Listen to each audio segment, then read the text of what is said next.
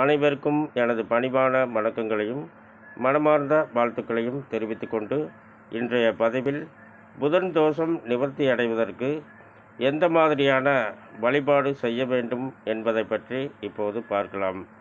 எல்லா தோஷங்களும் நிவர்த்தியாக தினசரி வாழ்க்கையில் சொல்ல வேண்டிய மந்திரங்கள். நவகிரகத்தின் அனைத்து தோஷங்களும் நவகிரக காயத்ரி மந்திரங்களை பாராயணம் செய்வதால் நவகிரகத்தின் தோஷங்கள் அனைத்தும் நிவர்த்தியாகும்.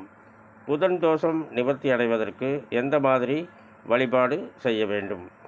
புதன் திசையோ புதன் புத்தியோ நடப்பவர்களும் மற்றும் புதன்கிழமைகளில் பிறந்தவர்களும் ஆயில்யம் கேட்டை ரேவதி இந்த 3 நட்சத்திரங்களில் பிறந்தவர்களும் புதன்கிழமைகளில் விரதமிருந்து வெண்காந்தல் மலர் தூவி புலிசாதம் படைத்து புதகாயத்ரி மந்திரத்தை 24 முறை பாராயணம் செய்து ஸ்ரீ மகாவிஷ்ணுவை வழிபாடு செய்யும்போது புதன் பகவானால் வரக்கூடிய அனைத்து தோஷங்களும் நிவர்த்தியாகும்.